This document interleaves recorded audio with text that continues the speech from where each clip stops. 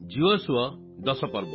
ଅନନ୍ତର ଯୀହୋଶୁଆ ଅୟକୁ ହସ୍ତଗତ କରି ବର୍ଜିତ ରୂପେ ବିନାଶ କରିଅଛନ୍ତି। ପୁଣି ଜିରିହୋ ଓ ତହିଁର ରାଜା ପ୍ରତି ଯେ ରୂପେ କରିଥିଲେ ସେ ରୂପେ ଅୟ ଓ ତହିଁର ରାଜା ପ୍ରତି କରିଅଛନ୍ତି।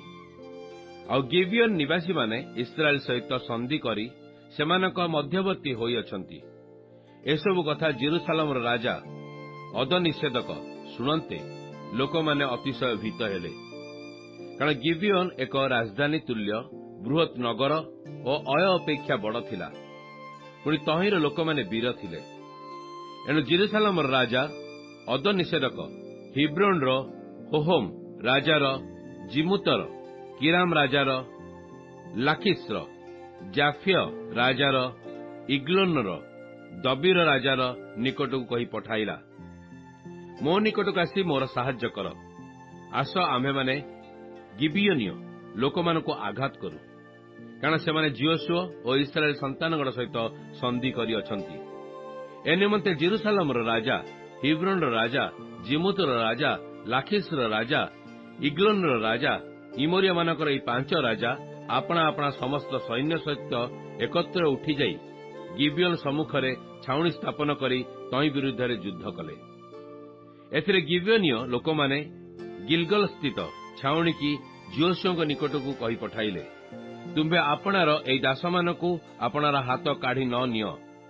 ଶୀଘ୍ର ଆମ୍ଭମାନଙ୍କ ନିକଟକୁ ଆସ, ଆମ୍ଭମାନଙ୍କୁ ଉଦ୍ଧାର କର ଓ ଆମ୍ଭମାନଙ୍କର ଉପକାର କର। କାରଣ ପର୍ବତ ନିବାସୀ ଇମୋରିଆମାନଙ୍କର ସମସ୍ତ ରାଜା ଆମ୍ଭମାନଙ୍କ ବିରୁଦ୍ଧରେ ଏକତ୍ର ହୋଇଅଛନ୍ତି। ତହିଁରେ ଯୀହୋଶୁଆ ଓ ତାଙ୍କ ସହିତ ସମସ୍ତ ଯୋଦ୍ଧା ଓ ମହାବିକ୍ରମଶାଳୀ ସମସ୍ତ ଲୋକ ଗିଲଗଲରୁ ଯାତ୍ରା କଲେ। ଏଥିରେ ସଦାପ୍ରଭୁ ଯୀହୋଶୁଆଙ୍କୁ କହିଲେ, ସେମାନଙ୍କୁ ଭୟ ନ କର, କାରଣ ଆମ୍ଭେ ସେମାନଙ୍କୁ ତୁମ୍ଭ ହସ୍ତରେ ସମର୍ପଣ କଲୁ। ସେମାନଙ୍କ ମଧ୍ୟରୁ ଜଣେ ହେଲେ ତୁମ୍ଭ ସମ୍ମୁଖରେ ଛିଡ଼ା ହୋଇପାରିବ ନାହିଁ। ତେଣୁ ଯୀହୋଶୁଆ ଅକସ୍ମାତ୍ ସେମାନଙ୍କ ନିକଟରେ ଉପସ୍ଥିତ ହେଲେ, କାରଣ ସେ ଗିଲଗଲଠାରୁ ରାତ୍ରିଯାକ ଚାଲିଥିଲେ। ସେତେବେଳେ ସଦାପ୍ରଭୁ ଇସ୍ରାଏଲ ସାକ୍ଷାତରେ ସେମାନଙ୍କୁ ଉଦ୍ବିଗ୍ନ କଲେ ଓ ସେ ଗିବିୟନର ସେମାନଙ୍କୁ ମହାସଂହାରରେ ସଂହାର କଲେ। ପୁଣି ବୈଥାରଣର ଘାଟି ପଥ ଦେଇ ସେମାନଙ୍କୁ ଘଉଡ଼ାଇ ଦେଲେ, ଆଉ ଅସେକା ଓ ମକ୍କେଦା ପର୍ଯ୍ୟନ୍ତ ସେମାନଙ୍କୁ ଆଘାତ କଲେ। ଏଥିରେ ସେମାନେ ଇସ୍ରାଏଲ ସମ୍ମୁଖରୁ ପଳାଉ ପଳାଉ ଯେତେବେଳେ ବୈଥାରଣରେ ଗଡ଼ାଣି ପଥରେ ଉପସ୍ଥିତ ହେଲେ, ସେତେବେଳେ ସଦାପ୍ରଭୁ ଆସେକା ପର୍ଯ୍ୟନ୍ତ ସେମାନଙ୍କ ଉପରେ ଆକାଶରୁ ବଡ଼ ବଡ଼ ଶିଳାବୃଷ୍ଟି କଲେ। ତହିଁରେ ସେମାନେ ମଲେ। ଇସ୍ରାଏଲ ସନ୍ତାନମାନେ ଖଡ୍ଗରେ ଯେତେ ଲୋକ ବଧ କରିଥିଲେ ତତୋଧିକ ଲୋକ ଶିଳାବୃଷ୍ଟିରେ ମଲେ। ସଦାପ୍ରଭୁ ଇସ୍ରାଏଲ ସନ୍ତାନଗଣ ସମ୍ମୁଖରେ ଇମୋରିୟମାନଙ୍କୁ ସମର୍ପଣ କରିବା ଦିନ ଯୀହୋଶୁଆ ସଦାପ୍ରଭୁଙ୍କୁ କହିଲେ, ପୁଣି ସେ ଇସ୍ରାଏଲ ସାକ୍ଷାତରେ କହିଲେ, ସୂର୍ଯ୍ୟ, ଗିବିୟନ ଉପରେ ତୁମେ ସ୍ତବ୍ଧ ହୁଅ, ଆଉ ଚନ୍ଦ୍ର, ତୁମେ ଅୟାଲୋନ ତଳଭୂମିରେ ସ୍ତବ୍ଧ ହୁଅ। ତହିଁରେ ଲୋକମାନେ ଆପଣା ଶତ୍ରୁମାନଙ୍କଠାରୁ ପରିଶୋଧ ନେବା ପର୍ଯ୍ୟନ୍ତ ସୂର୍ଯ୍ୟ ସ୍ତବ୍ଧ ହେଲା ଓ ଚନ୍ଦ୍ର ସ୍ଥଗିତ ହେଲା। ଏହା କି ଜାସେର ପୁସ୍ତକରେ ଲେଖା ନାହିଁ? ଆଉ ସୂର୍ଯ୍ୟ ଆକାଶର ମଧ୍ୟସ୍ଥାନରେ ସ୍ଥଗିତ ରହିଲା ଓ ପ୍ରାୟ ସମ୍ପୂର୍ଣ୍ଣ 1 ଦିନ ଅସ୍ତ ଯିବାକୁ ଚଞ୍ଚଳ ହେଲା ନାହିଁ। ଯେଉଁଦିନ ସଦାପ୍ରଭୁ ମନୁଷ୍ୟର ରବ ଏ ରୂପେ ଶୁଣିଲେ, ଏଥିପୂର୍ବେ ବା ଏ ଉତ୍ତାରେ ଏପରି ଦିନ ଆଉ ହୋଇନାହିଁ। କାରଣ ସଦାପ୍ରଭୁ ଇସ୍ରାଏଲ ପକ୍ଷରେ ଯୁଦ୍ଧ କଲେ। ଏ ଉତ୍ତାରେ ଯୀହୋଶୁଆ ଓ ତାଙ୍କ ସହିତ ସମୁଦାୟ ଇସ୍ରାଏଲ ଗିଲଗଲ ଛାଉଣିକି ଲେଉଟି ଆସିଲେ। ଏଥିମଧ୍ୟରେ ସେହି 5 ରାଜା ପଳାଇ ମକ୍କେଦା ଗୁମ୍ଫାରେ ଆପଣାମାନଙ୍କୁ ଲୁଚାଇଲେ। ତହୁଁ ସେହି 5 ରାଜା ମକ୍କେଦା ଗୁମ୍ଫାରେ ଲୁଚି ରହିଅଛନ୍ତି। ଏକଥା ଯୀହୋଶୁଆଙ୍କୁ କୁହାଯାନ୍ତେ ଯୀହୋଶୁଆ କହିଲେ, ବଡ଼ ବଡ଼ ପଥର ଗୁମ୍ଫା ମୁହଁକୁ ଗଡ଼ାଇ ଦିଅ ଓ ସେମାନଙ୍କୁ ରକ୍ଷା କରିବା ପାଇଁ ଲୋକ ନିଯୁକ୍ତ କର। ମାତ୍ର ତୁମେମାନେ ସ୍ଥଗିତ ହୋଇ ରୁହ ନାହିଁ, ଆପଣା ଶତ୍ରୁମାନଙ୍କ ପଛେ ପଛେ ଗୋଡ଼ାଅ। ସେମାନଙ୍କ ପଛରେ ଥିବା ଲୋକଙ୍କୁ ଉଚ୍ଛିନ୍ନ କର। ସେମାନଙ୍କୁ ତାଙ୍କ ନଗର ଭିତରକୁ ଯିବାକୁ ଦିଅ ନାହିଁ, କାରଣ ସଦାପ୍ରଭୁ ତୁମ୍ଭମାନଙ୍କର ପରମେଶ୍ୱର ସେମାନଙ୍କୁ ତୁମ୍ଭମାନଙ୍କ ହସ୍ତରେ ସମର୍ପଣ କରିଅଛନ୍ତି। ଏଥିରେ ଯୀହୋଶୁଆ ଓ ଇସ୍ରାଏଲ ସନ୍ତାନଗଣ ସେମାନଙ୍କ ସର୍ବନାଶ ପର୍ଯ୍ୟନ୍ତ ଓ ସେମାନଙ୍କ ଅବଶିଷ୍ଟ ଲୋକମାନେ କୌଣସି କୌଣସି ପ୍ରାଚୀର ବେଷ୍ଟିତ ନଗରକୁ ପଳାଇବା ପର୍ଯ୍ୟନ୍ତ ସେମାନଙ୍କୁ ମହାସଂହାରରେ ସଂହାର କଲେ। ତେଣୁ ସମସ୍ତ ଲୋକ ମକ୍କେଦା ଛାଉଣିକି ଯୀହୋଶୁଆଙ୍କ ନିକଟକୁ କୁଶଳରେ ଫେରିଆସିଲେ। ଇସ୍ରାଏଲ ସନ୍ତାନଗଣର କାହାରି ପ୍ରତିକୂଳରେ କେହି ଜିହ୍ୱା ପଜାଇଲେ ନାହିଁ। ଅନନ୍ତର ଯୀହୋଶୁଆ କହିଲେ, ସେ ଗୁମ୍ଫା ମୁହଁ ମୁକୁଳା କରି ଗୁମ୍ଫାରୁ ସେ 5 ରାଜାଙ୍କୁ ବାହାର କରି ମୋ ନିକଟକୁ ଆଣ। ତହିଁରେ ସେମାନେ ସେପରି କଲେ। ପୁଣି ଜେରୁସାଲେମର ରାଜାକୁ ହିବ୍ରୋନର ରାଜାକୁ, ଜିମୁତର ରାଜାକୁ, ଲାଖିସିର ରାଜାକୁ, ଇଗ୍ଲୋନର ରାଜାକୁ, ଏ 5 ରାଜାଙ୍କୁ ସେହି ଗୁମ୍ଫାରୁ ବାହାର କରି ତାଙ୍କ ନିକଟକୁ ଆଣିଲେ। ଏହି ରୂପେ ସେମାନେ ସେହି ରାଜାମାନଙ୍କୁ ଯୀହୋଶୁଆଙ୍କ ନିକଟକୁ ଆଣିଲା ଉତ୍ତାରେ ଯୀହୋଶୁଆ ଇସ୍ରାଏଲର ସମସ୍ତ ପୁରୁଷଙ୍କୁ ଡାକି ତାଙ୍କ ସଙ୍ଗେ ଯାଇଥିବା ସେନାପତିମାନଙ୍କୁ କହିଲେ, ନିକଟକୁ ଆସି ଏହି ରାଜାମାନଙ୍କ ବେକରେ ପାଦ ଦିଅ। ତହିଁରେ ସେମାନେ ନିକଟକୁ ଆସି ସେମାନଙ୍କ ବେକରେ ପାଦ ଦେଲେ।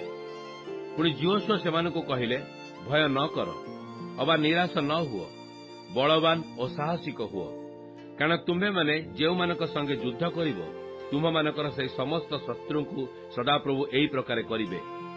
ଏ ଉତ୍ତାରେ ଯୀହୋଶୁଆ ଆଘାତ ଦ୍ୱାରା ସେମାନଙ୍କୁ ବଦ୍ଧ କରି 5 ବୃକ୍ଷରେ ଟଙ୍ଗାଇଲେ। ଆଉ ସେମାନେ ସନ୍ଧ୍ୟା ପର୍ଯ୍ୟନ୍ତ ସେହି ବୃକ୍ଷମାନଙ୍କରେ ଟଙ୍ଗା ହୋଇ ରହିଲେ।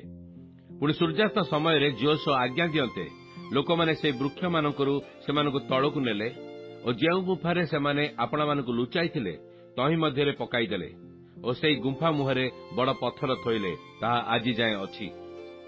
ଅନନ୍ତର ଯୀହୋଶୁଆ ସେହିଦିନ ମକ୍କେଦା ହସ୍ତଗତ କରି ଖଡ୍ଗଧାରରେ ନଗରକୁ ଓ ତହିଁର ରାଜାକୁ ଆଘାତ କଲେ।